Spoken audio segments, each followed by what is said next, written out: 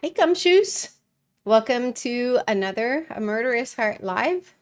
Um, Tonight, I mentioned before that now that I have the app, uh, I've been going through it um and finding details that are new to me, at least, because as I've mentioned before, I wasn't able to follow the trials in Idaho very closely. I mean, almost not at all. But also, I think even for people who followed, like I know with a lot of these findings, I throw them out to Janice Summers, and she was there every day for these trials. And some of these things were new to her. And I think it's just because you're kind of like drinking from a fire hydrant. And what I did was I made a specific filter that surfaced all dates. So by searching for like the full month name, so like August, but then also the abbreviation AUG, and Nate always uses a period. So by doing that, I was able to surface, it was like thousands of events that had a date associated with them. And so I just went through each of those dates and kind of compiled them in my notes. And so for some of them, like tonight, it just, there were enough details about the Tammy's death, as well as what appears to have been another plan that they didn't follow through with, and I'm going to also suggest a theory for why I think that they didn't follow through with a second attempt at a shooting. Uh, and then just a few details about the investigation that I found curious. So, okay. Uh, with that said, let me share my screen.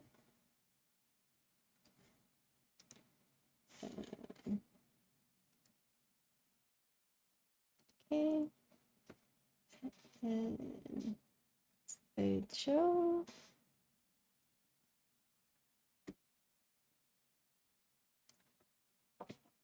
Okay. As always, if you haven't had a chance to sign the petition to open an investigation into my brother Joe's death, I do believe he was her first, and I think it's ridiculous that Phoenix Police hasn't opened that investigation. But 1 year ago today, Chad was found guilty on all charges. So I didn't know that when I planned this live, but it is certainly fitting to hit this topic in light of that. And I think whoever captured this picture, I think they captured probably one of the creepiest pictures of Chad Daybell. Okay, so this is just like just a small note, and I actually probably should have pushed it to the back. But there was a note that one of the investigators made, and I actually forget who this is, but it's probably in the description, that included Zulema. So let's take a listen.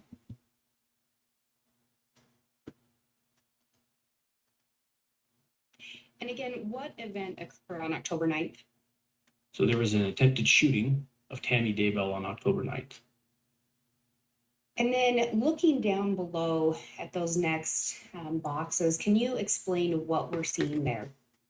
So I took and piled so I can understand all of the messages and cell phones that were involved in this. The first block at the top, I calculated 90 calls and text messages between Alex, Chad, Zulema, and Lori between 9 o'clock in the morning on the 9th and 2:28 in the following morning on the 10th. that detail was stunning to me. 90 text messages and calls, and not just between Chad and Alex, or even Chad, Alex, and Lori, but he saw fit to include Zulema. And I think it's pretty fair to assume that he included Zulema because she had a fair number of calls and texts. We don't have a lot of insight into just how And again, involved she was, but I did find another reference where it said there are 6 text messages between Chad and Lori between 5 p.m. and 12:28 a.m. on October 9th. Oh, okay. Yeah, this was Edwards. Edwards lays out the events from the evening of October 9th. While the Fremont County deputy is at the house, there are texts between Chad and Alex and between Chad and Lori. Then Alex calls Zulema and has a 38-minute phone call with her at 11:28 p.m. And also, I've covered this before in other texts, but she was also all up in the attempt on Brandon's life, because this was in the first document dump that came out of Chandler. And this was an email from Elizabeth Keller, who is an analyst with the FBI. And she said, Ryan, what is the telephone number that Alex's phone was in touch with during the Gilbert shooting time frame that came back to the Hispanic female? And that Hispanic female has since been confirmed to be Zulema, although I think anyone who knew about this suspected that it was Zulema. There were also multiple Venmos and references among this group, like references to cash payments. There was I think there was some kind of payment to Zulema. That might have been the day of the Brandon shooting. But anyway, so I think Zulema was far more involved in all of this planning than I think I had given her credit for, especially in reference to Tammy shooting. Okay, so now let's talk about Alex's behavior after the shooting. Now, this, for me, these details were probably the most surprising to me, just because they were just so new. Okay, so the attempted shooting was on October 9th, and I was really kind of struck by just how much evidence they had about Alex's involvement. It was far more than I had thought. I don't want to dive too deeply into that because I think we all knew that Alex was involved. It was just at Chad's trial they really kind of opened up the fire hose to show just how much he and Chad were, especially, just like, researching things and stuff like that. But what I think was interesting was that some of this behavior, this was after the shooting. So the attempted shooting was on the 9th. On October 11th, he was specifically researching how to shoot through a Dodge Dakota. So there was a lot of hullabaloo during Chad's trial about who drove the Dodge Dakota, and the Daybell kids were willing to say, hey, you know what, Chad was the one who drove the Dakota. And in his closing arguments, John Pryor tried to make the case that Chad was her next victim, which was crazy because he never presented any evidence to that effect. But 2 days later, here's Alex searching how to drill baffles to make a suppressor. So we wanted to make a homemade suppressor. Will a 6.5 Grendel shoot through a windshield? 2008 Dodge Dakota steel body thickness. What gauge steel are the doors of a Dodge Dakota made of? And how thick is a 22 gauge steel? And now, also keep in mind, he already had the failed attempted shooting of Brandon, and that actually wasn't his fault. So I remember when I was like really kind of digging into the FOIA docs, these were the Gilbert FOIA docs. There was a note about how that someone had determined that it was the coating on Brandon's Tesla that diverted the bullet. I guess because it's like it's either just a really, thick coating or most likely just a really resilient. I don't know what you would call it, but it was strong enough that it diverted the trajectory of the bullet.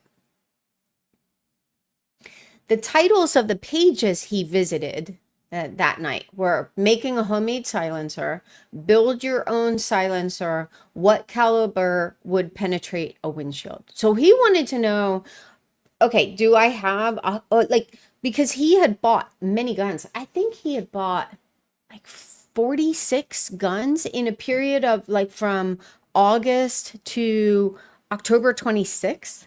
So he was still buying guns even after Tammy was dead. And so that's something I'll talk about in another live. But I do think that there is compelling evidence that he really did believe that he was going to be like a warrior in these end times. Okay, so backing up a little bit, this is just more for historical context. So in the 2 days before the attempt on Tammy's life, on October 7th, he made 4 trips to gun ranges. So he went to the Fremont County Sportsman's Club in St. Anthony. He didn't stay for any length of time, so we don't know what that's about. But then later that day, he went to the Unified Sportsman's Gun Club, stayed from 125 to 129. So clearly he was like either scoping something out or maybe he had to go back to his apartment for ID. I don't really know. But then from 150 to 216, he was at the Fremont County Sportsman's Club, and then left, probably went to get tacos, came back and was there from 303 to 324. Then the day before the attempt, he was back at the Unified Sportsman's Gun Club, stayed from 1028 to 1029, and then about a half hour later, he was at the Fremont County Sportsman's Club, stayed from 1107 to 1229, and it noted he was near a 100-yard range. So I think that kind of gives us an idea of how far he planned to be from Tammy when he shot her. But then 3 days later, he was back at the Fremont County Sportsman's Club from 2:57 to 5:01. So this was a little more than 2 hours. And he seemed to be near a 50-yard range. And then the next day, he was back at the Fremont County Sportsman's Club from 12:49 to 2:40 p.m. and seemed to be near a rifle and pistol range.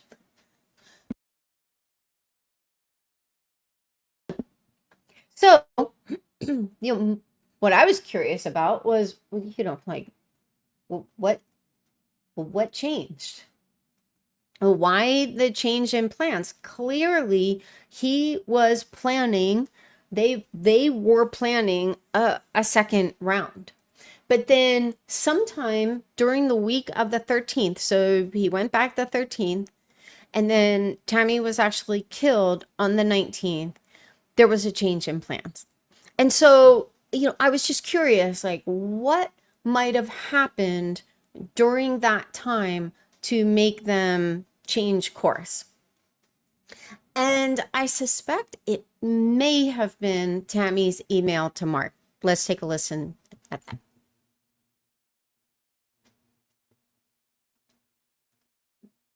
Detective, are you able to see who sent this email? Yes. And who was that? Tammy Daybell from Tammy daybell@gmail.com. And are you able to see who it was sent to? Yes. And who is that? Mark Daybell at mark.daybell@missionary.org. And can you see the date that this shows it as having been sent? Yes. On 10/13/2019 at 2:38, or correction, 2:23:18. And Your Honor, I'm going to pause to allow the jurors to read. Okay, thank you. And Detective, this was sent just 4 days after that attempted shooting, is that correct? Correct. And when we look at that second paragraph, are you able to see approximately what time Tammy says she arrived home that night? Yes, approximately 9:15. And are you able to see in there, actually, let me back up. Can you read the last couple sentences there, starting with, "I looked up"?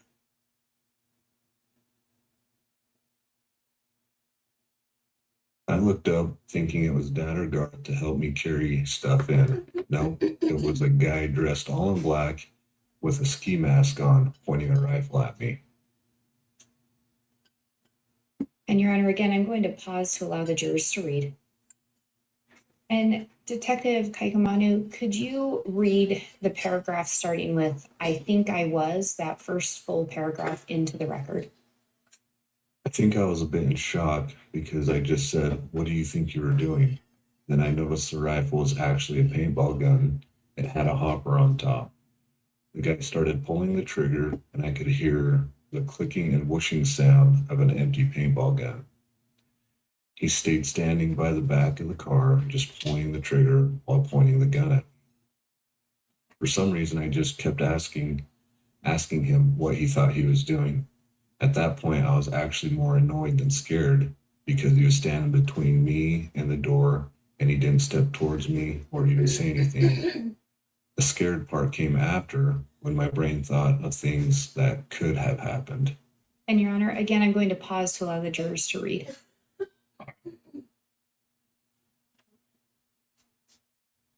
And Detective Kaikamanu, could you read the last sentence of that second paragraph, starting with, "On Thursday night"? On Thursday night, though, I didn't go to Zumba because I was quite understandably did not want to be out after dark alone.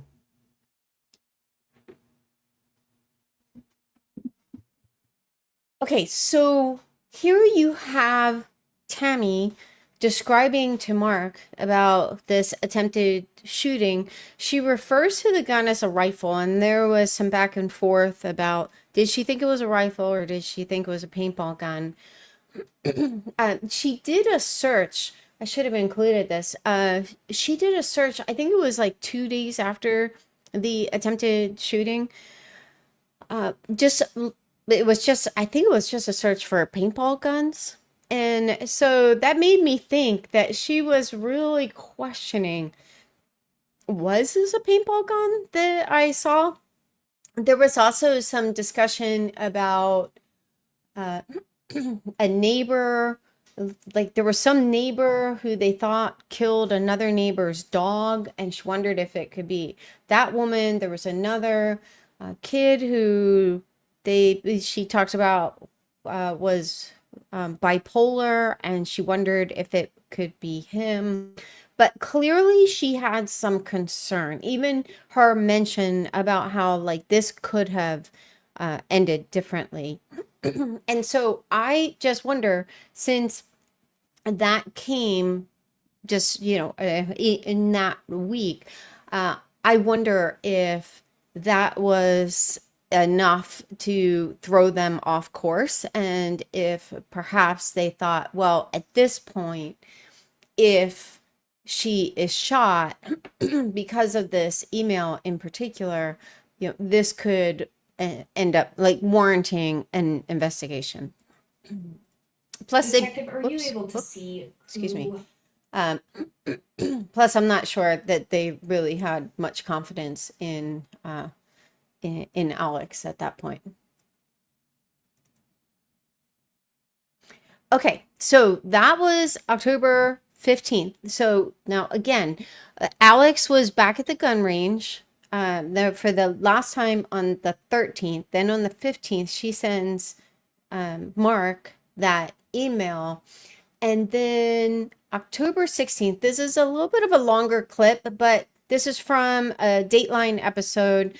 And it's one in particular where they talk about the back and forth to the storage unit. And anyway, I'll just play it and then we'll talk about it. Ah, yes. But investigators told us more.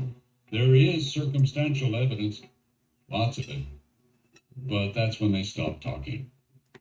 Then, just days after we tracked down Lori and Chad, another tip to East Idaho News. I was actually sitting in church on Sunday when our weekend editor sent me a message saying, "This man that owns a storage shed wants to speak to you." I stepped out of church, got in my car, I called him up. He said, "I think I have something that can help in this case of the missing kids. Lori came into my storage facility October 1st and rented a unit from me." October 1st, the week after JJ and Tylee vanished. Where's this place? This is in Rexburg. Okay. Less than 2 miles from her home. Mile and a half from her house, yeah. Nate's mind raced. How could he be sure it was really Lori, the mother of the missing kids? Well, the storage unit owner had some powerful evidence from the facility's surveillance cameras. He said the police served a search warrant on that unit in November. This stuff is still here. Would you like the footage and would you like to see the unit? What did you think when you heard that? Holy cow, yes. Yes. When Nate arrived at Self Storage Plus in Rexburg, he found the owner with surveillance footage in hand. He lets us back in the office and starts pulling it up on the screen, and he had actually made a list. Ah, yes. But investigators told. Okay. I just want to forward to that list. I tried to hit pause and it reversed. Let's see. So the day in question. So I actually took this and like made a table out of it because this guy's notes were incredible. And I really wish that they would have shared more about it. But anyway, but on the 16th, so this was, I believe, the next day, here you have, there's a male who is going to the unit. He arrives at 11:05, and it's kind of hard to tell if that's 11:30 or 12:30. But this guy noted that the pickups were, that was Alex, because Alex drove a pickup.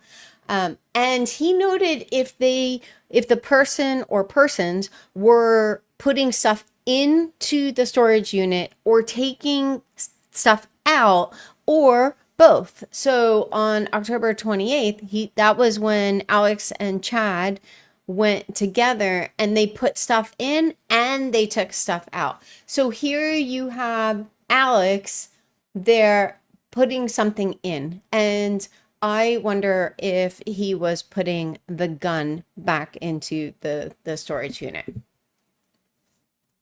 That's all we needed from that. If you want to listen to the whole thing, I always share a link to the presentation at the end. And then, now this was brand new information to me. So on the 17th, let's see. Oh, right. You, with Nate's notes, they start at the bottom and work their way to the top. So here we have Alex's device takes a trip to Hurricane, Utah on October 16th. So that was just like later that day. So I was like, wait a minute, why is Alex in Hurricane, Utah? Well, then on the 17th, his device is at the Las Vegas airport. Well, we already know that Lori and Melanie left for Hawaii on the 17th. But what I also learned in this is that, and I'll show that on the next slide, but they flew out, well, all we know for sure is that Lori flew out of Las Vegas, but if Lori flew out of Las Vegas, it's safe to assume so did Melanie, since they went to Hawaii together. But here you have Alex's device on October 17th at the Las Vegas airport. Then October 18th, the next day, his device is back in Rexburg at the apartment. And then they noted that Lori flew to Hawaii on October 17th. And, oh, yeah, let me see. Yeah, there was a note.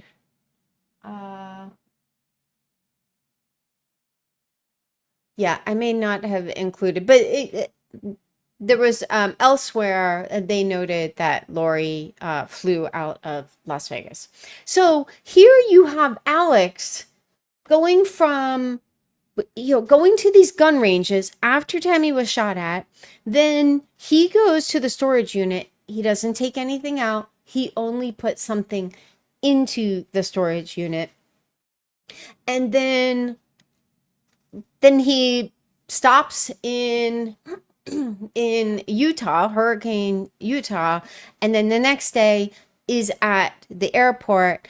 So it clear, I mean, he goes from being hitman to, actually, no, we need you to chauffeur us to the Las Vegas airport. And I can only assume that they were flying out of Las Vegas because at this point they were probably at peak paranoia, because there had already been the attempt on Brandon's life. There had also been an attempt on Tammy's life. And so I think that's why most likely why they left out of Las Vegas. Okay.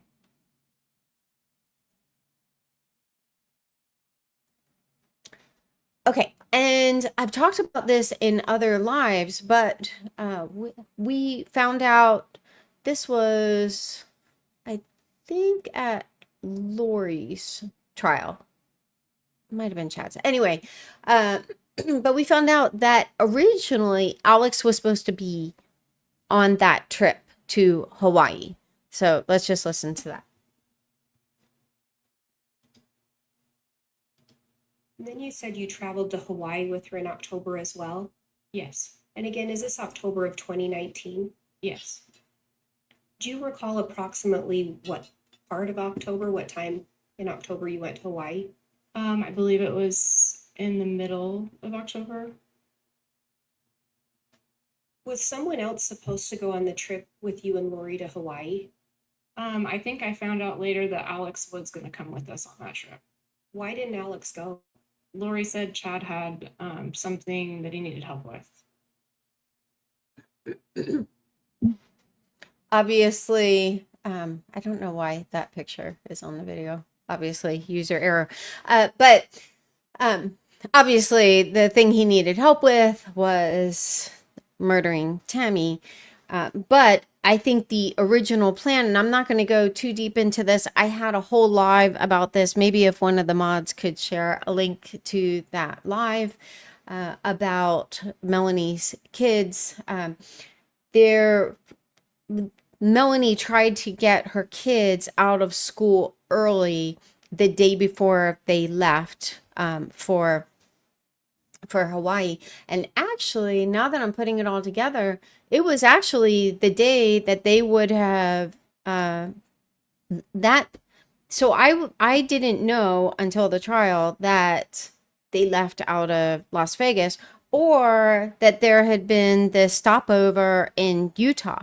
So that means that Melanie actually tried to get her kids out of school the same day that they would have left for Hawaii, because they clearly had an overnight in Utah and then left out of Vegas the next day. But so I think the plan was or I suspect that the plan was for Melanie to get her kids early, for them to go to Hawaii, take her kids with her.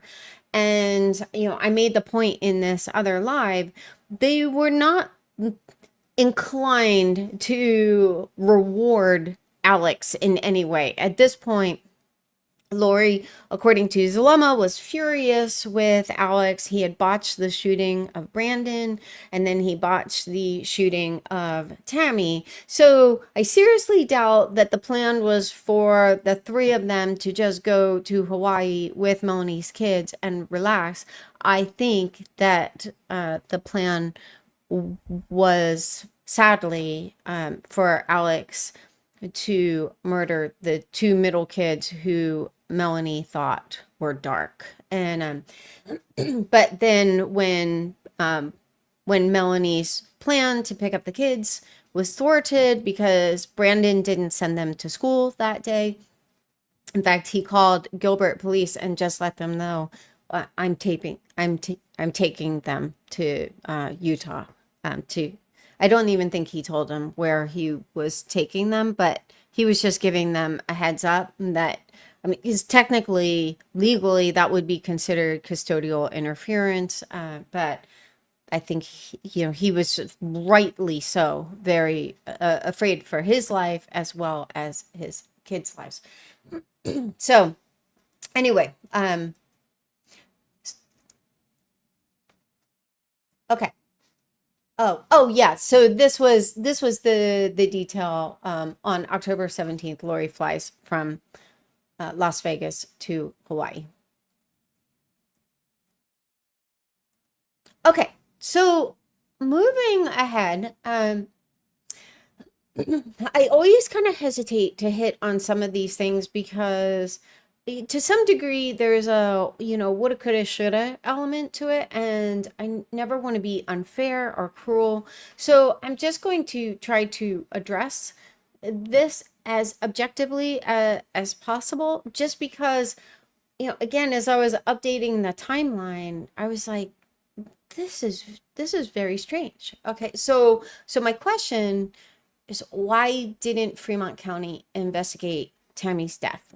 And I'll just share a couple of the clips that has made me question this.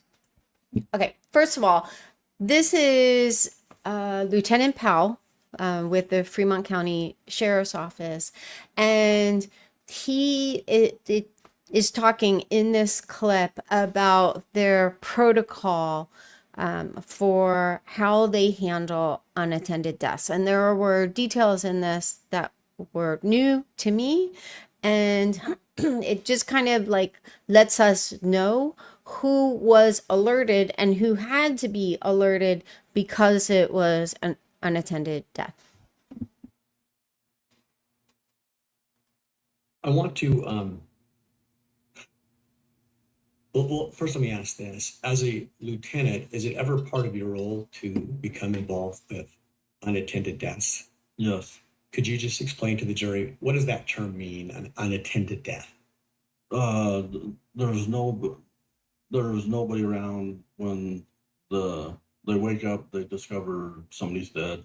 There's nobody around to know what happened. So why would law enforcement want to be involved and just look at that situation? To see if there's any foul play. I want to draw your attention back to nearly 5 years ago, back in October of 2019. Do you recall ever being involved in an unattended death of Tammy Daybell? Yes, I was notified of her unattended death. And who are you notified by? Detective Mattingly. Why did he notify you? When there's an unattended death in Fremont, they notify the lieutenant, the chief deputy, and the sheriff. What's the purpose to have your subordinates notify you about that? So if there's any questions or they need help with the part of the investigation, and so the sheriff knows what's going on in the county. Excuse me. What was the date of that? Do you recall? October 19, 2019.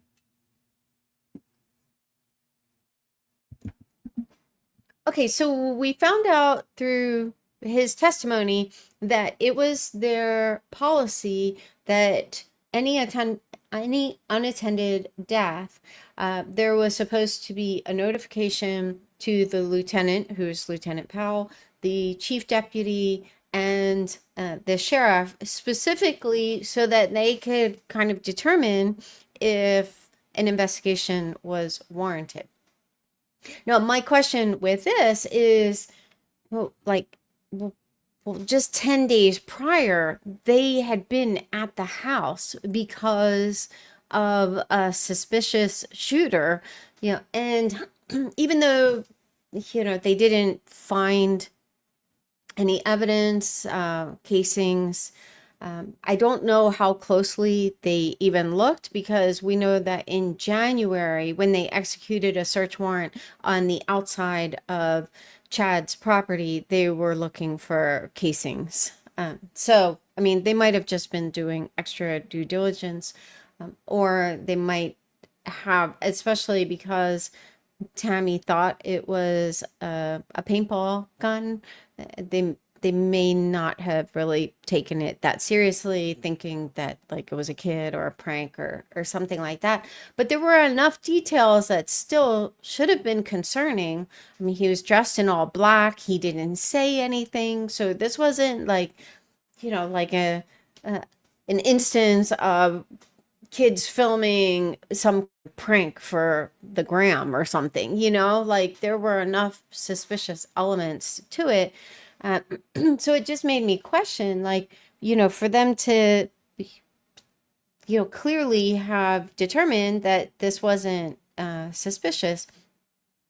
Did they even look up? Like, did they even hit their database to see, is there any history of prior incidents at the home? I want to, Okay, so next up, we have some testimony from Detective Mattingly about the same thing. Lindsay also asked him to define unattended death. I just skipped that part just to kind of keep things moving along. Were you working in Fremont County on October 19th of 2019? I was. Were you on shift that day? No, I was not. Did you end up receiving a call from someone about an unattended death? I did. Who called you? That was Deputy Ellie Greenhall. Do you know why she ended up reaching out to you? She reached out to me because she could not get a hold of the on-call detective at the moment. At the time in Fremont County, as a detective, did you respond out every time there was an unattended death? No. When would you respond out as a detective? Depending on age, circumstances, possible signs of reasons for death, any obvious wounds or anything that might throw a flag up to whoever was on shift or taking the call. And when you talk about whoever was on shift or taking the call, what position would that individual hold within the sheriff's office? That would be a patrolman. And was Deputy Greenhalgh a patrol officer at the time? Yes, she was. When she reached out to you, did you end up speaking with her on October 19th? I did. Did you learn who the decedent was? Yes. And who was that? Tamara or Tammy Daybell. Had you ever heard that name before? If I had, I couldn't recall at that time. Had you ever heard the name Chad Daybell at that point in time? No, I had not. When you received the call, did you end up asking questions of the deputy?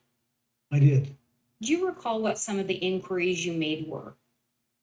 Wanted to know what she was seeing, and she described the scene to me and say to Tammy and what it looked like, along with who found her and who else was on the scene. At that time, did Deputy Greenhalgh report anything suspicious to you? Nothing was reported, no. Did you provide any direction to Deputy Greenalch as far as what she should do? I did. I requested of her to take a lot of photos, and my exact wording was to have her take a shit ton of photos. Did you request she do anything else that you recall? To talk with the coroner when she got on scene and discuss whether or not to do autopsy or retrieve blood. And from your understanding, who makes the determination as to whether or not to have an autopsy performed? Final decision comes down to the coroner. So that is not a decision ultimately up to law enforcement. No, it is not. That last point was interesting because I don't know if anyone remembers this interview. It was very early on, but it was after after it came out that the Daybell kids and Chad didn't want an autopsy. I think it was the sheriff at that time was interviewed and said that and someone could fact check me on this, but I'm pretty sure he said it's not the family who makes a decision about whether an autopsy is done. It's law enforcement, like it's the sheriff's office. But anyway, so again, here we have, like someone else who's being questioned about, if an autopsy was warranted, and he was relying on the patrol officer or deputy, her observations at the scene. And we found out from Detective Mattingly he wasn't even on call that day, but she called him because she couldn't get a hold of the detective who was working that day. And, so he just asked her, hey, anything suspicious? She said no. But yeah. And so, again, there's just that issue of, okay, but even if you don't think that anything is suspicious, they were getting details throughout the week about like how fast Chad planned the funeral. And then, he had the, it wasn't a funeral in Fremont County. It was, I forget what they call it, but it was like another service, memorial service in Fremont County. And, but anyway, so, okay, putting aside the fact that they didn't determine that an autopsy was warranted, there was another round. There was another, we'll just call it a benchmark as an analyst. There was another benchmark where it really struck me as I was going through these transcripts. Okay, but then why not at this point? So let's look at that. Were you working? All right, so here we're going to learn about the surveillance that they did on Chad and Lori. And this spans this interaction about this surveillance. The original question was October 31st. So Tammy had already been buried.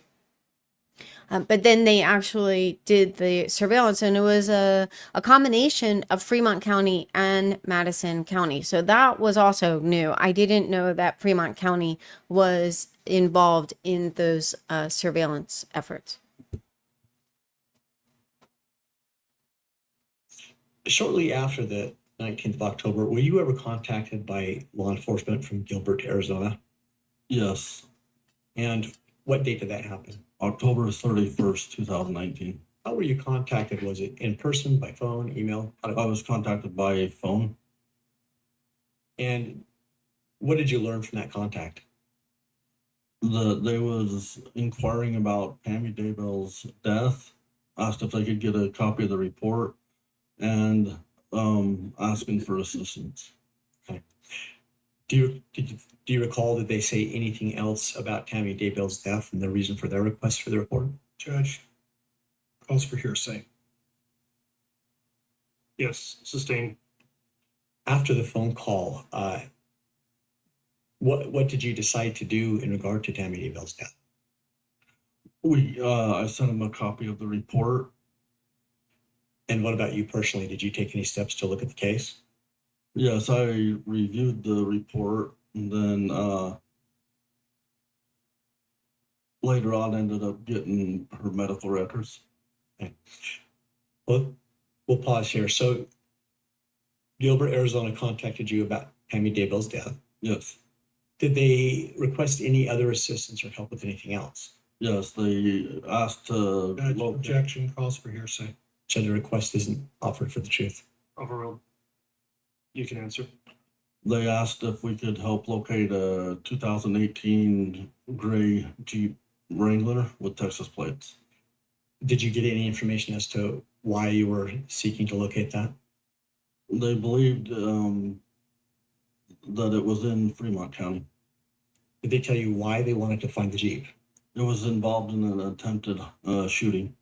Did they give any names in terms of that were in connection with that shooting? Yes, Alex Cox, Lori Vallow, and they believe they had ties to Chad Daybell. Did the name Charles Vallow ever come up I don't recall for sure that time? at that time. So they asked you to look for a Jeep. What'd you do next? Drove out, they gave me the address of 202 North, 1900 East. It's in Fremont County. I drove out to that residence. Did you determine who lived there? Chad Daybell. Did you find the Jeep? No, Do you recall what date it was that you drove out there? October 31st, 2019. What did you do after you determined that the Jeep wasn't there? I notified Gilbert that we couldn't locate the Jeep there, and if they needed more assistance to let us know. And did you in fact get more assistance from them? Yes, the next day, November 1st, I received an email asking me to check a couple more addresses. And did you do that? One was a P.O. box in Sugar City, so I knew it was a post office, so I did not go there. But the next one was 565 Pioneer Road in Rexburg, and yes, we did go there. And what did you find there? We surveilled the residence, but never located the Jeep. When you say surveilled, can you explain that a little bit more to the jury? What your process is? We sat a ways away from the residence and watched it and watched for vehicles coming and going, people coming and going. And did you observe anybody coming and going from that residence? Yes, Who did you observe? Chad Daybell and Lori Vallow. Prior to engaging in that surveillance, had you done anything to identify what Chad Daybell looked like? Yes, How did you do that? driver's license photo. Did you do the same for Lori Vallow? Yes, And how did you do that? Gilbert, Arizona had sent a picture. Did you eventually, let me withdraw that. Do you recognize Chad Daybell in the courtroom today? Yes, And what is he wearing? blue shirt and a yellow tie Where is he seated? at the defendant's table. So you said at some point in your surveillance, you saw Chad Daybell and Lori Vallow. Is that correct? Yes. Explain to the jury when you first saw them. First, we seen Chad Daybell leave the 565 Pioneer Road, and we surveilled him out to 202 North, 1900 East. And Judge, if I could have some foundation as to time, date, place, year. All right, Mr. Rickson, if you'd like to re-ask with more detail. Sure. Lieutenant Powell, what date was it that we're talking about that you were surveilling and first see Chad and Lori? November 1st, 2019. These addresses that you were surveilling, where were they again? One's in Madison County, and one would be in Fremont County in Idaho. And which address was it that you first saw Chad and Lori at? 565 Pioneer Road in Madison County. And what was the date that you saw them? November 1st, 2019. Recall what time of day that was? I don't recall time. Do you recall morning, afternoon, evening? Morning. So, forgive me, I forgot where I left off, but what was it that you first saw them doing? On the way down to surveil that, we also contacted Rexburg PD, so they was involved with the surveillance. Why did you do that? Because we was gonna be in their jurisdiction. Is that normal for law enforcement, Yes, just to touch base with each other? yes, Did they come and assist at all? yes, they did. So you made that contact, then what did you do? We followed Chad Daybell from the 565 Pioneer Road to 202 North 1900 East. And what did they do at that location? He went in the residence for a little while and then left. We surveilled him to Mountain America Credit Union in Rexburg, Idaho. And then we lost him after that, so we went back and surveilled the house again, the apartment. Back that same day or a different day? Same day. About what time was it that you went back? I don't know exact time. I'm guessing late morning. What'd you see next? We seen Lori Vallow leave and go to Sugar City to the post office Anything else? After there, she goes to Walgreens, and then after Walgreens, back to the apartment. What did they do at the apartment? Then they both go from the apartment to Idaho Falls. We surveil them to Mountain America, or the Mountain Credit Union in Idaho Falls, and then the Hobby Lobby, and then the Cafe Rio. Excuse me. What did you observe them doing, if anything, at Hobby Lobby? Holding hands as it is walking in the store. And let me ask, did you take any photographs of that? I did not. Did any other law enforcement take photographs of that? Yes, Do you recall who it was? I don't recall. Did you later see the photographs? Yes, Do you believe that if shown, you might be able to recognize those? yes. Okay. So, and then they just like go back and forth about the photograph and stuff. But the point that I want to make in this is Tammy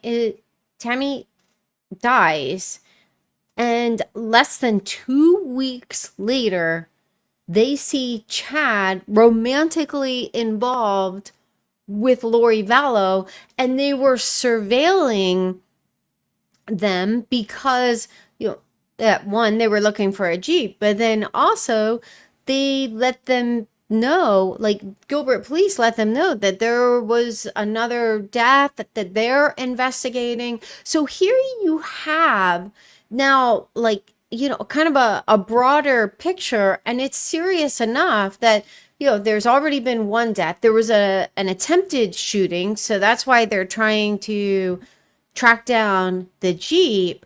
But there's a lot of sketchy stuff going on around this couple. And even if you didn't have all of that, if you just knew, wait a minute, this guy just buried his wife less than 2 weeks ago, and he's already walking hand in hand with another woman and being intimate in a restaurant, or they were, they weren't kissing, they were in close proximity, obviously, talking intimately and stuff. And so clearly they had a relationship.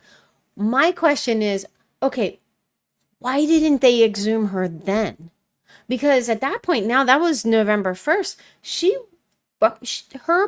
but Tammy's body wasn't exhumed until December 11th. Like, that's another roughly 6 weeks later.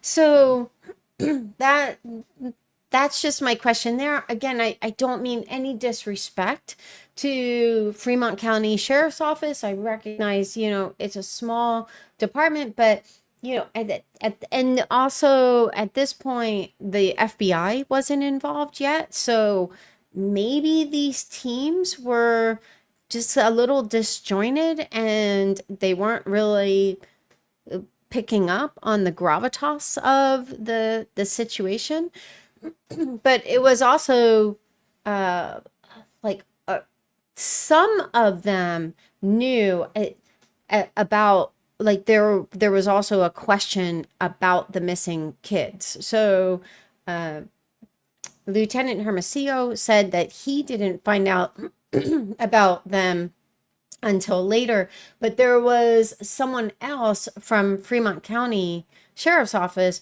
who did know about the this concern about the grandparents hadn't heard from JJ and they were having trouble locating him.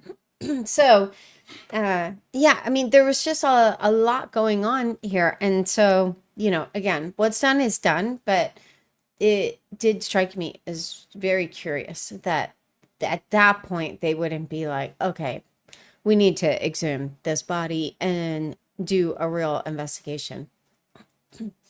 Shortly after that, Okay, so I'm going to close with, there was a new detail about, oh, and let me back up a little bit. I said that I didn't know, what did I say? Right before I played that last video, there was something I said I didn't know. That I knew from the trials. Oh, about the that Fremont County was involved in the surveillance. I knew that from I knew that much from following the trials. It was more the point of you know, just like, wait a minute. So since they were involved in the surveillance, why didn't they circle back at that point? Okay. All right. So there was a new detail about Charles' email to Tammy. Now, this was brand new to me. So we have to back up a little bit to the Chandler Police Report. This was in the second FOIA document dump. Excuse me. So the email, so for anyone who doesn't have this back history, on June 29th, Charles Vallow sent an email to Tammy Daybell letting her know that both of their partners were involved in an affair. So it read, Tammy, my name is Charles Vallow. I have some vital and disturbing information regarding your husband and my wife, Lori. This is your work email, so I'll wait to send you the, quote, evidence that is very disturbing. Those were the most likely, well, there are a number of things, but he also had like all the videos of that she had sent him of her dancing. Okay, you may call or email me from the address where you can receive the information. I apologize to be the one sending this, but something has to be done. I feel it's best if I shed some light on the, quote, issue. Regards, Charles Vallow. Okay, so it said here at the very bottom of this screenshot, on 7/29/2019, I contacted the Sugar Salem School District to inquire as to whether or not Tammy's emails existed to see if she received this email. I was informed that either Tammy received the email and deleted it or never read it and deleted it. There was no record of this email on the Sugar Salem account, even though this was a valid address. So this I really question, just because, like, I know as a data scientist, I know as someone who I manage the servers for my website, there's something called a log. And these log files capture everything someone does, and especially on a work email account. So a lot of work emails, even if you delete it, it's not obliterated. Like, you can't completely remove it from the server because it's a work email. You can do that with Gmail or, you know, a personal email, but even with them, like, that information can still be stored. It might be stored locally on your device, or even on like Google servers or Yahoo servers or whatever. But a work account, I found this highly suspect at the time, that like, really, there is no record of this email. Well, I found out from Chad's trial, or no, this was Lori's trial. They did find it. So let's listen to that.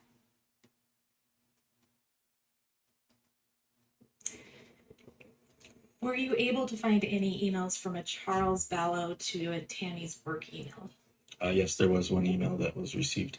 How did you search for that email? Well, in the archive system, I found the email there when we searched under her account. It was not in her inbox. It was in her deleted items. Okay. How would a Gmail user block an email address? If you open up the email, there's 3 dots in the top right, and you would click on block email. Okay. Do you know whether that happened with the Charles Vallow email address? Yes, it was. How did you find out that Tammy's work email had blocked Charles Vallow's email address? Inside of the account, you can go to the blocked email address list, and that was the only email that was listed as blocked. Okay. And do you recall the date that that email was sent? I believe it was June 29th, In the year? 2019. Thank you. And how many emails did Charles send to Tammy's work email? Just the one email. And I think you mentioned, were there any other email addresses that had been blocked from Tammy's email? There were no other emails that were blocked. And if there was an email, it would have been rejected. Okay.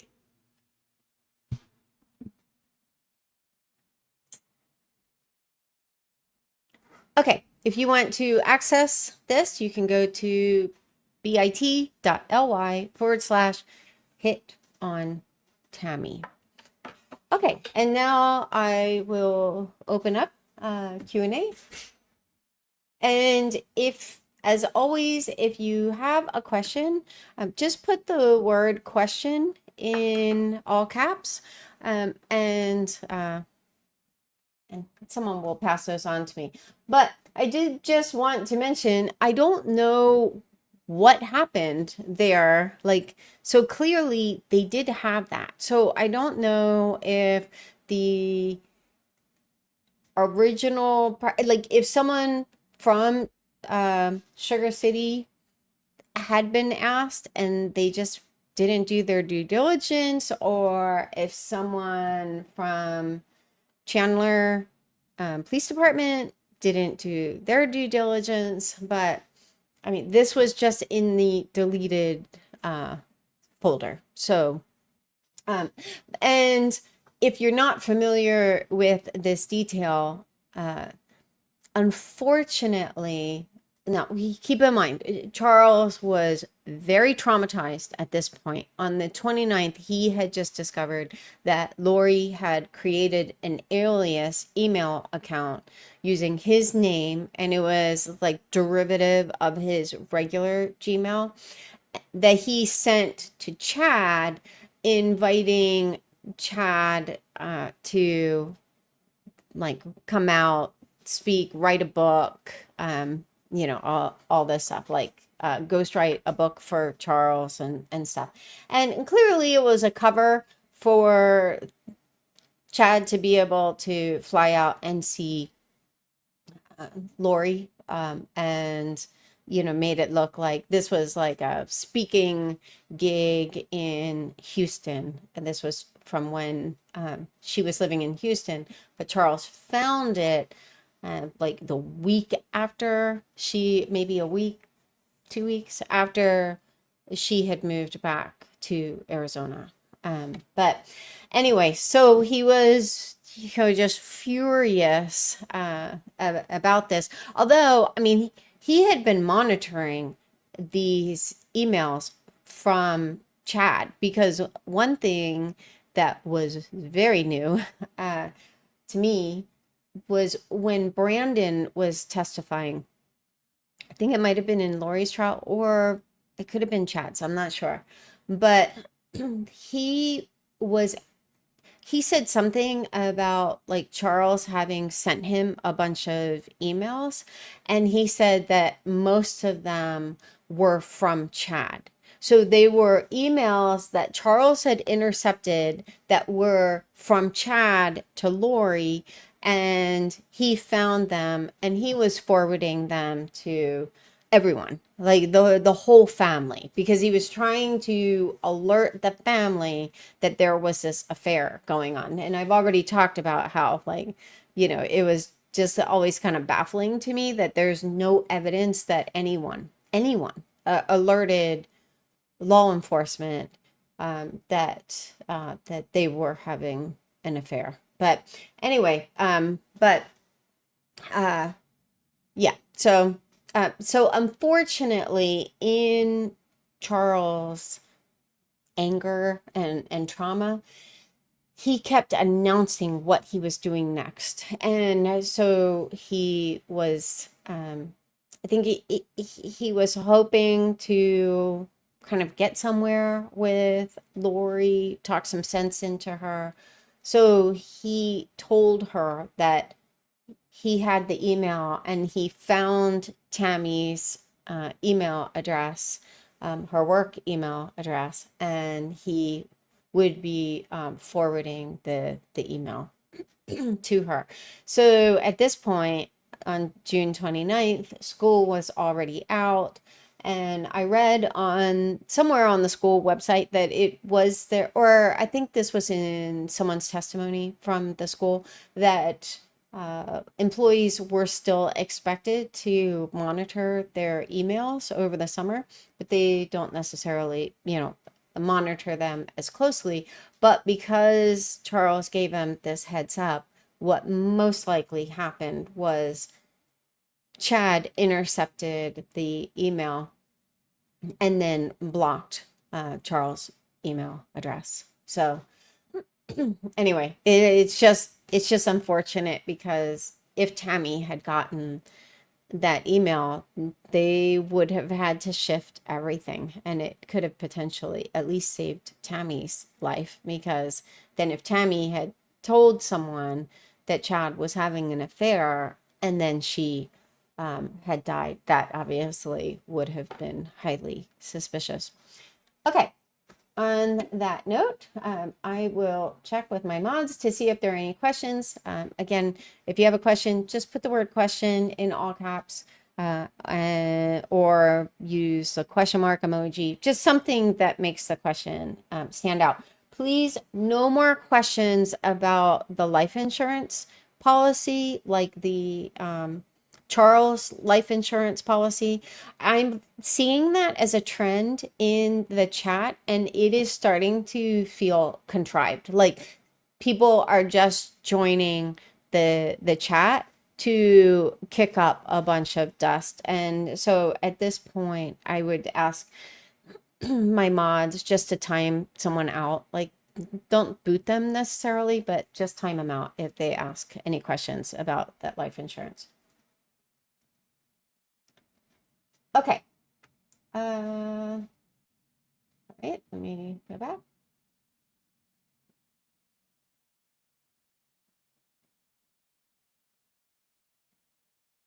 Okay.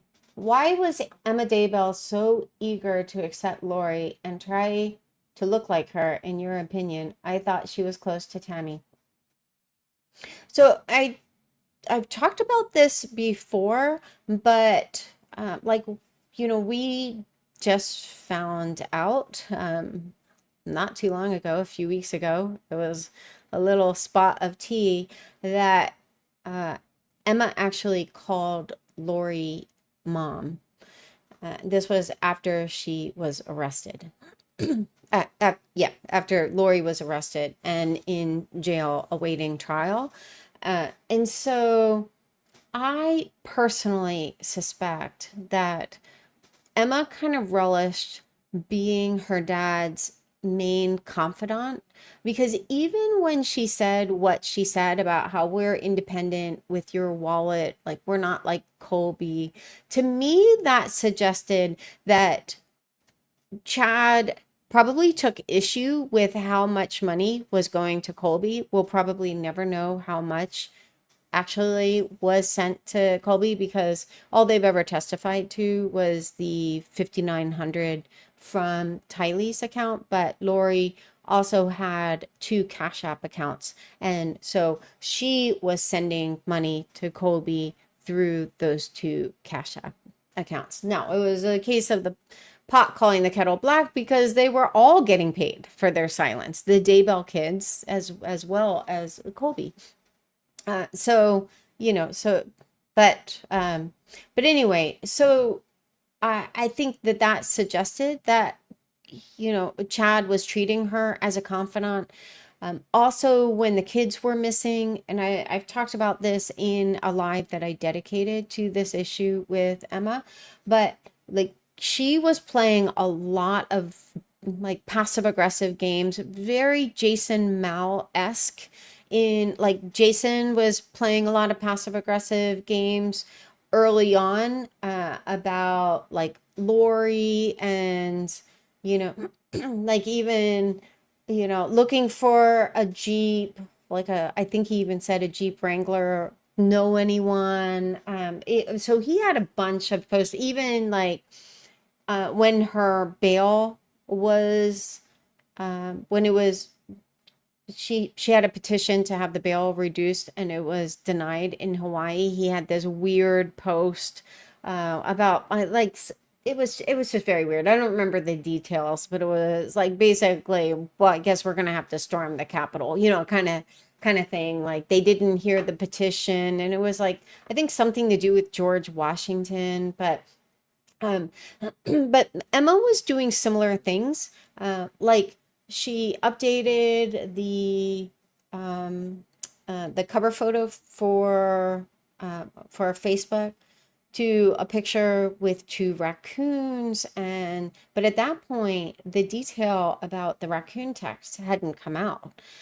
And you know, there were just like all these like really weird passive aggressive posts that she had. Like, I remember on her Pinterest, you know, there were just a lot of like weird, I shouldn't say a lot, I think there were like 4 or 5 different posts that were just very strange, and at the minimum they were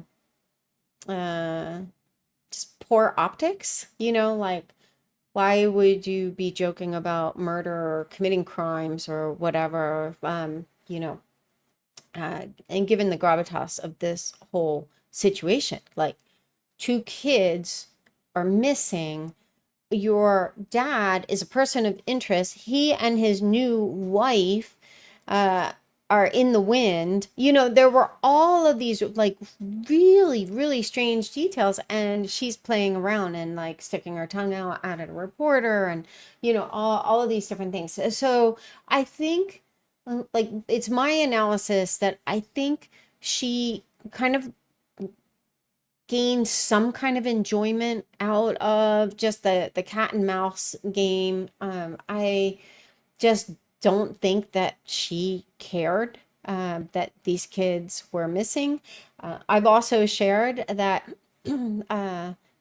someone, a confidential source, told me that they were on the Daybell's property. I think this was early 2024, maybe mid 2024.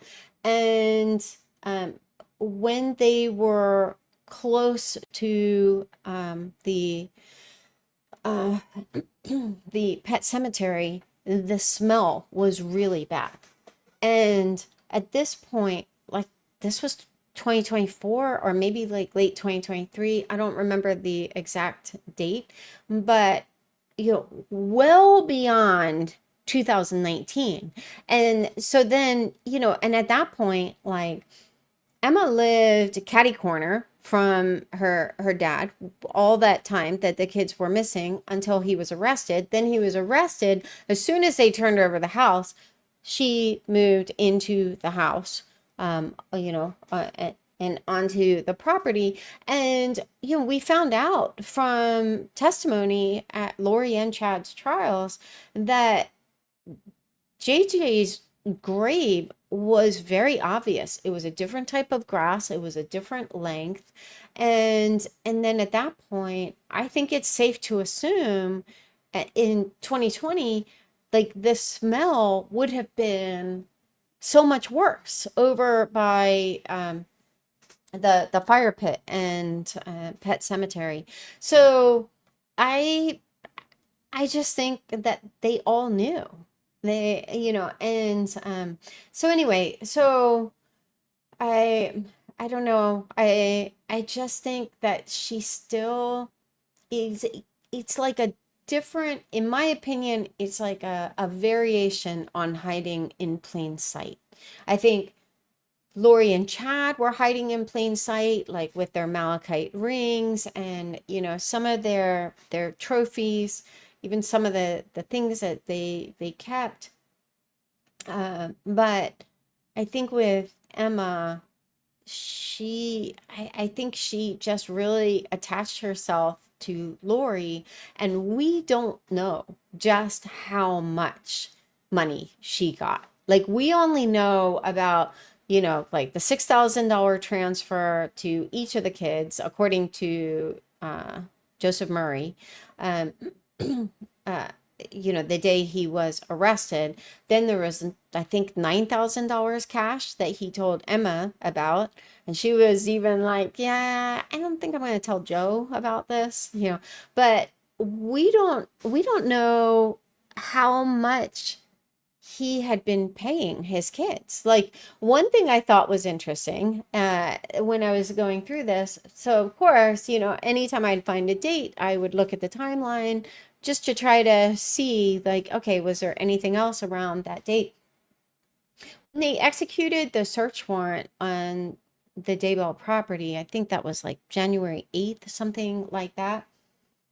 It was within, I think it might have been the same day. I'll have to check my notes, but I think it was very soon. It was either that day or the next day. There was a significant transfer to his son Seth.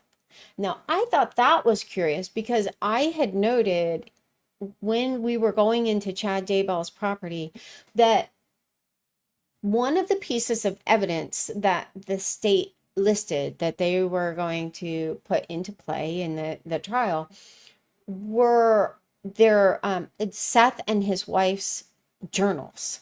So when they executed the search warrant on the house, so that didn't include the property. I misspoke. That was just the house, although they did like search for the casings.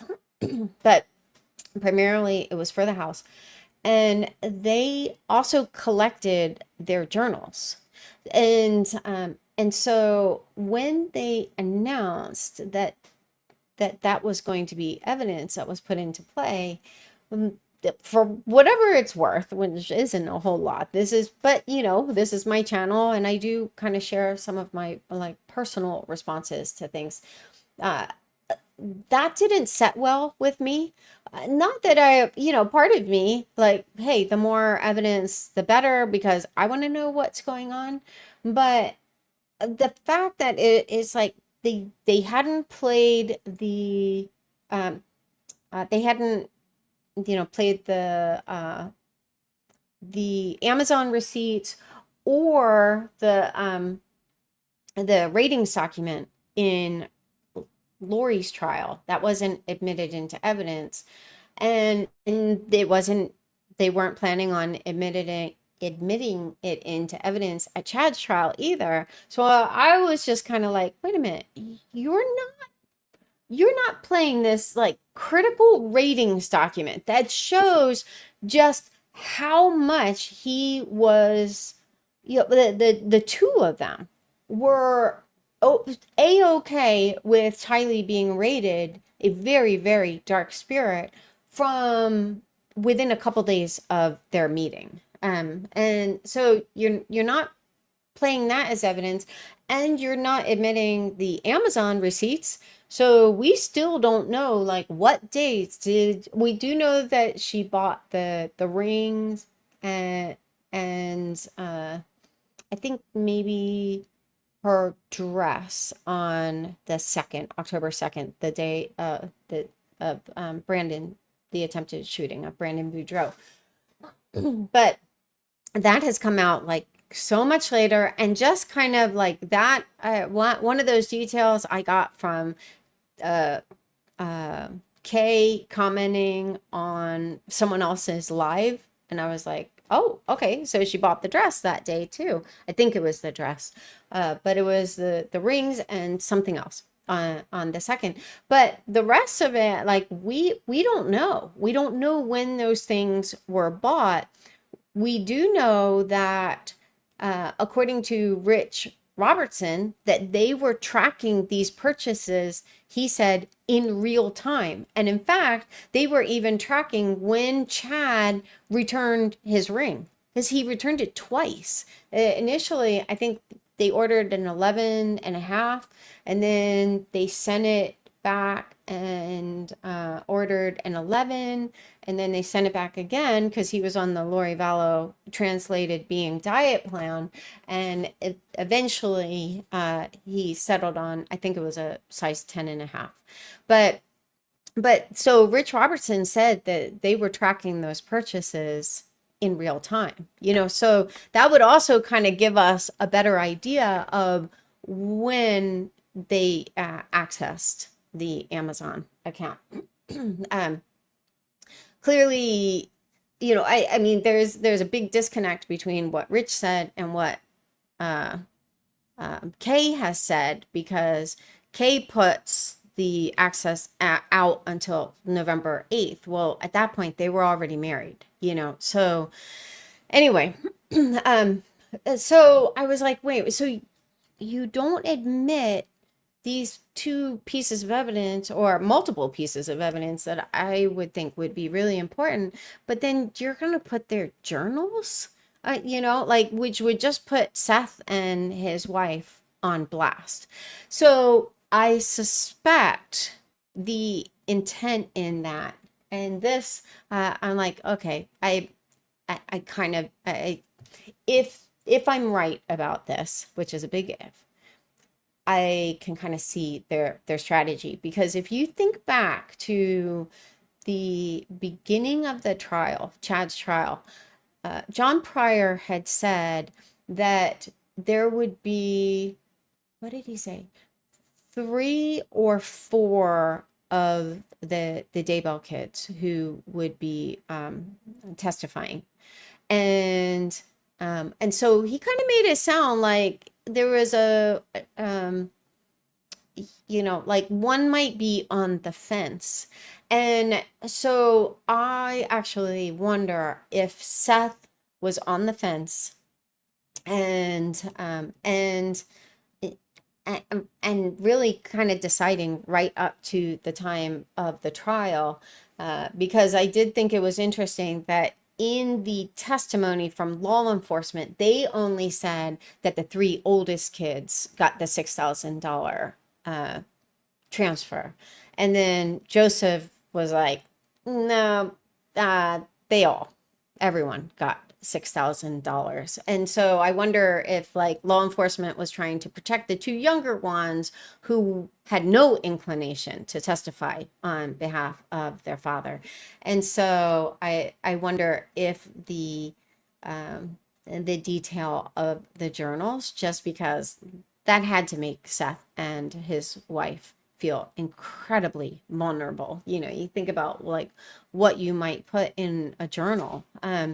So I just wonder if that is how Seth and his wife came to the decision to not testify, because in the end it was 3. It was 2 Daybell kids and then Joseph Murray. But anyway, so yeah, I don't know. There's just a lot there, but I do strongly suspect that Emma was primarily motivated by greed.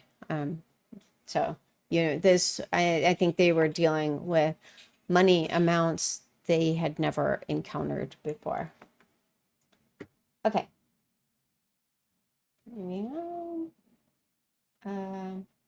why doesn't Melanie have to testify in the upcoming trial? So that's a good question. I think the prosecution knows that she would be very unreliable as a witness. And I did wonder if Lori would call her as a witness.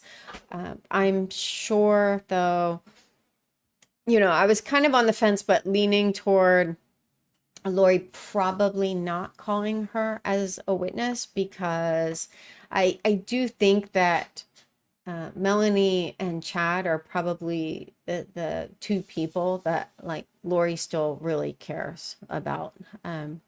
But I think at this point she sees she probably still has some level of love for Colby, but I think she probably sees him more as like a deserter, whereas Melanie has been like very loyal, testified as little as she could, but yeah. So I think Lori just decided she didn't want to lose that relationship. Do you think any of the co-conspirators will be charged after Lori's trial? I don't. I just don't think that there's an inclination. I would love to be pleasantly surprised, but I think law enforcement just kind of throws that out, to the masses to kind of placate us, after a trial, because there's obviously a spike in interest in Lori and her co-conspirators after each of these trials. And I think a lot of people feel like these co-conspirators got off very easy. And, even with Zulema having made a plea deal, it's just questionable, like, how valuable was that plea deal? And then Melanie Gibb didn't even have a plea deal, but I've said this before, I do suspect there was kind of a backdoor arrangement with her for the recorded call.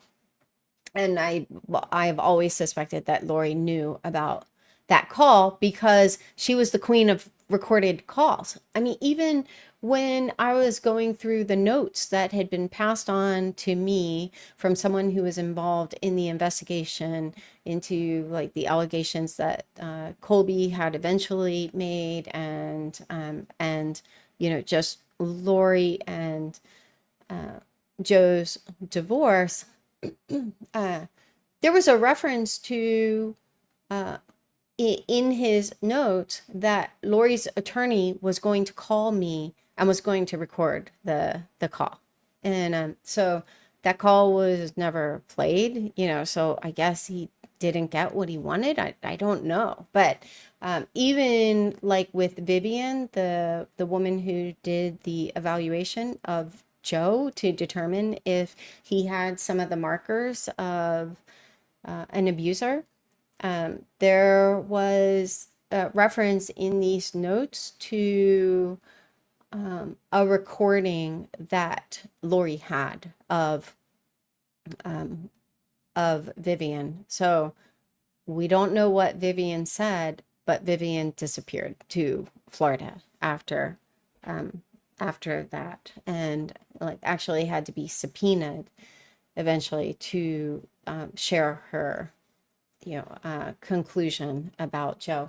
But so I mean, this whole family, like I just think like this was too well established that they record calls, so they're obviously going to be suspicious of a call being recorded. But then Lori even said to Melanie, I don't know if you're recording this call for the cops or what. And my opinion of that was Lori basically holding a lighter in front of a paper. Like I strongly believe that they negotiated this call because Melanie was mad at Lori because she chucked her under the bus by saying she had JJ, and I think they put parameters on it. But then when they got on the call, Melanie had other ambitions and decided to also, issue this rebuke into Lori. But then Lori's calling her out like, yeah, you were sleeping with your boyfriend before he was divorced, which is true. His divorce was finalized right, ironically, I think it was like the Monday that JJ was killed. And but that was the day that they left. And anyway, so yeah, so I think that law enforcement just kind of throws that out there like, oh, there could be, other other charges, or one will say, there's one person he thinks should have been charged and stuff. But I think they all are just going to want to be done with this. Are you going to attend this trial? What do you think about today's happenings? I don't know about today's happenings, and no, I'm not going to attend the trial. I will make an effort to update the app so that other people can access the transcript. I'm probably going to try to automate that so that it just updates at the end of the day each day. But no, I can't. I have to focus on my business. Have you been since the, how have you been since the end of the last trial? Great, great. Yeah, I mean, it's just good to just be like focused. I was really focused on building the app, and then I finished the app and I was like, okay, now I need to focus on my business. So there will be some testimony that I'll follow in this trial, but probably not very much, just because I am just very, very slammed. And I'll be like keynoting a conference in a few weeks, and so I just have a lot of plates that I'm trying to keep spinning. Do you agree that his priority was to have her temple recommend revoked? Yes. So I don't think that his motives were probably as altruistic as he made them sound to Adam. I think that there was some retribution because he had already had her temple recommend revoked temporarily, because we know that because like he sent Lori an email saying, don't go into work today, your recommend has been suspended. And then he sent her another email saying that referencing the suspension, and that she obviously lied to get it back. And so I don't think that I don't think he had any desire to even reconcile with her. And I don't blame him. Like, she threatened to kill him. And I've said this before, I suspect that Charles knows that Joe was killed. So I don't know why he let her move back in April. I do wonder if part of it was to access her emails and stuff, but he first accessed the email, the ratings email, I think it was like January 23rd, because it was a week before their blow up fight. And he forwarded it to Kay, to Colby, and, most likely most of the family. But he said in the email to Colby, she calls her own daughter a dark spirit. Please help her. So yeah, I don't really know why he had her move in, but I've said this before, he was maintaining like chat threads with, I think it was like 14 or 16 women, and that was just on Gchat. That didn't include like the LDS dating app that he was on, or any other, you know, dating apps that he may have been signed up for. But we also found out, like, Lori kind of slipped in testimony before Trina could object, that, you know, we knew that he had the date with Nancy Joe the night before he was killed, but then he had a scheduled date with another woman the actual day that he was killed, and then like a morning date the following day with another woman. And so I've shared this before, like he in one of the women he was being catfished by, he had said to her, but he had referred to Lori as his soon-to-be ex-wife, and he sent an email to Lori saying that soon he would find a new mommy for JJ, and one who's not crazy, you know, like her. And so it just seemed like he was desperate. There was no one else who could or was willing to take JJ, so he sends JJ back with Lori to Arizona. But it just seemed like he was trying to find someone he could marry so that they could take JJ back, because he was very worried about JJ's safety. She had made specific threats. She had gotten rid of JJ's clothes as well as Charles. Wasn't turning over. There was something with the with Bailey. Like his iPad, which, you know, I saw when I was there how much they used the iPad. There were apps on the iPad that would help him kind of recalibrate when he would have a meltdown and stuff. So, you know, and then like there was one time where that Charles and Lori were fighting back and forth in text messages, and she was like, "Oh, what do you think I'm going for? More babysitting time?" So imagine, as a father who was very bonded with JJ, had a deep concern for JJ, to hear his estranged wife refer to herself as JJ's babysitter, like that. And at that point, she had JJ. They were back in Arizona when she said that, I think. And so that had to be deeply concerning. And those are just the things that we know about.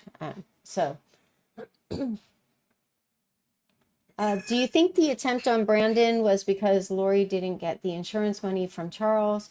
It was a last minute ditch effort to get some big money. So yes, partially. I do strongly suspect that both Lori and Alex were going to get a cut of the money that Melanie got, and Lori was kind of the middleman. But I think obviously Melanie was also going to benefit from this, because, you know, she was going to get this payout and would just, I think she thought, you know, she would just get to start her life over. And you know, just have 2 children instead of 4, and no husband. And, you know, so I've shared this before, but there was a text message that Melanie had sent Lori. This was less than 2 weeks after the attempt on Brandon, where she asked if there was any chance at like a second pass. And Lori said, yes, there might be. And there was a really strange interaction, like, you know, you just need to pray and, you know, seek God's will and stuff. But and then Melanie said something about, like, she forgot that, like, hocus pocus that they, you know, were supposed to say to, like, get rid of a body. But really, I mean, they were planning a second pass at Brandon. And I think Brandon most likely saved his life by going underground. Yeah, because even seeing just the sheer number of guns that Alex bought and the date range being like it was like late August to late October, like October 26th. Well, why are you still buying guns? You know, like clearly he already had quite a cache of guns. So, yeah, I I don't really know what happened with that, but we do know that Melanie Gibb was running reconnaissance for Melanie Boudreaux because neighbors shared and talked with law enforcement, and also Brandon's business partner's wife Jess was interviewed, and she talked about this was an interview she did with Hidden True Crime, and she talked about how Melanie Boudreaux and Alex were going around to like neighbors and friends' houses looking for Brandon and the kids. This was like right before like Alex helped Melanie move to Idaho. Uh, but and then Melanie Gibb was also doing reconnaissance for Melanie Boudreaux, trying to find out where Brandon and the kids were. So, okay.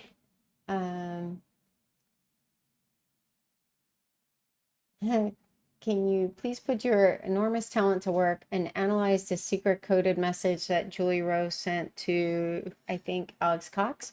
I don't know what that coded message was. I know that she had some very strange claims and coded messages. I probably I think with Julie, and I'm a little one against the wind. I don't mean this as a flex. I feel like in some regard I hold her accountable for some of this stuff, because she and Chad, by her own admission, had been talking before about how like Tammy was going to die, it was going to be a car accident, and all of these things. And then like at one point, oh, this was in the infamous Reddit email, which I found out through one of the police reports. I think it was the Chandler police report, that Melanie Gibb was confirmed to be the author of the email that eventually made its way to Reddit, or she was the source of the information. Someone else may have copied it down after talking to her. We don't really know those details, but very early on, this came out, and there were details that didn't come out for more than a year later. And one of those details was that Chad didn't talk to Julie Rowe anymore after hooking up with Lori. So to me, these details suggest that that it seems like Julie was all in on Tammy dying when she thought she was going to be the next Mrs. Daybell. And then after, she was scorned, I think, then, she started coming out. Initially, she still supported Chad, but then eventually, she came out against him, but then also started making very strange claims. And I think her mental health has declined significantly since this case went public. And so I just don't, I wouldn't put a lot of confidence in any interpretation, because where I tend to interpret things is when there's something else, particularly in a timeline. That's usually where it comes up, that validates or verifies some other kind of unknown detail or mysterious detail, that's when, I'll note, okay, I'm moving into the conjecture lane, but this is my opinion based on these pieces of evidence we have. And with Julie, there are very few details like that. Like every once in a while, she would say something where I was like, oh, there is actually support of that. Like, um, like I think the NDE detail. But anyway, so yeah, most likely I would not be able to interpret any of that. Has the LDS Church / hierarchy ever spoken about this case to condemn their actions? No.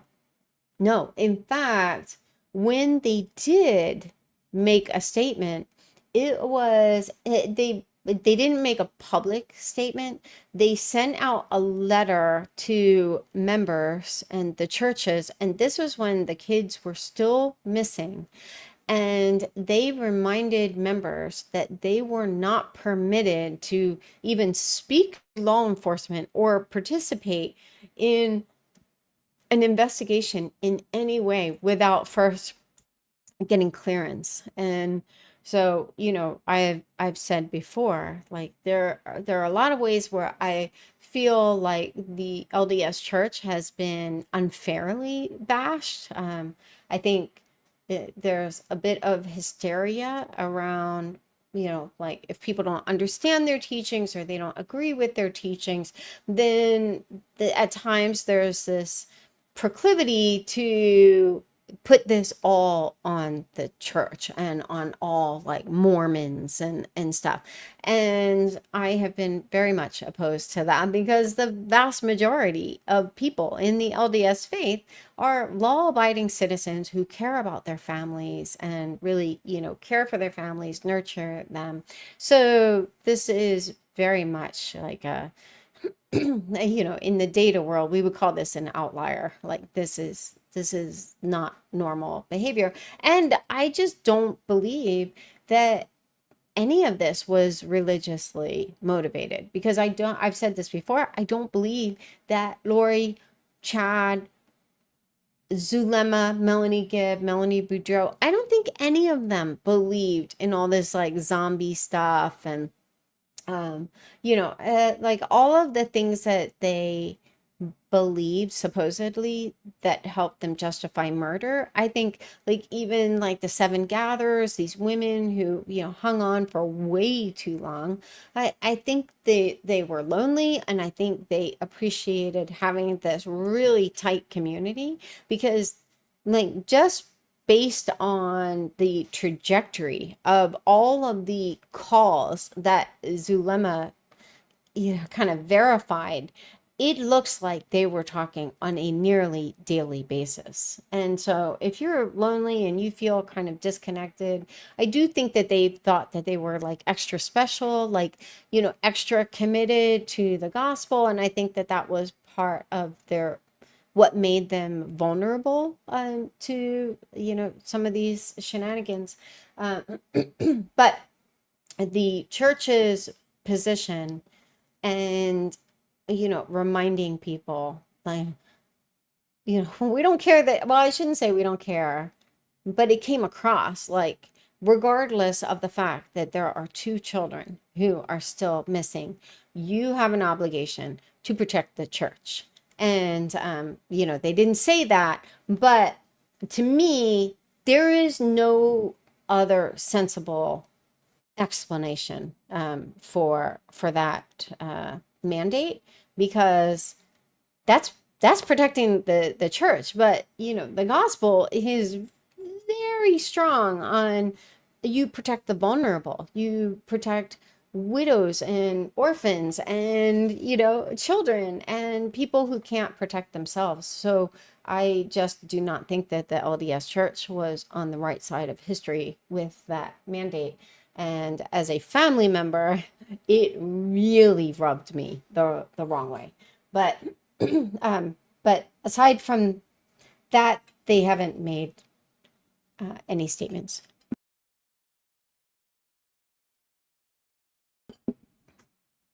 Okay, so that was the last question. We'll end on that note, unfortunately. But anyway, have a great night, and we'll be back.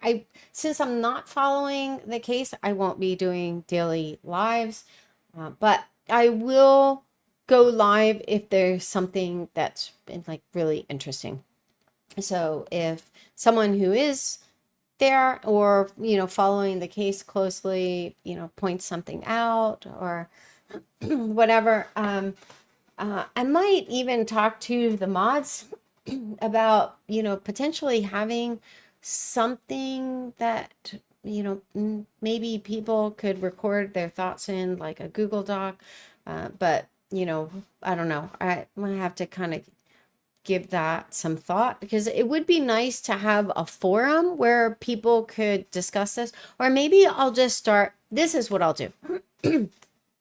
I will start a thread on the community tab, just inviting people to share their thoughts, their questions, things like that. And then if someone has a question or they have a thought or like something really jumps out at them, then I can check the transcript. And and like I said, a lot of times the new information in and of itself isn't particularly interesting, but when you look at it vis-a-vis other details in a timeline, something may become very interesting. But anyway, so I will start that thread, and yeah, because I would like to get people's thoughts and would like to like have a heads up. Even on some of these hearings, I'm kind of flying blind. I don't know what's happening with them. It's by my own choice.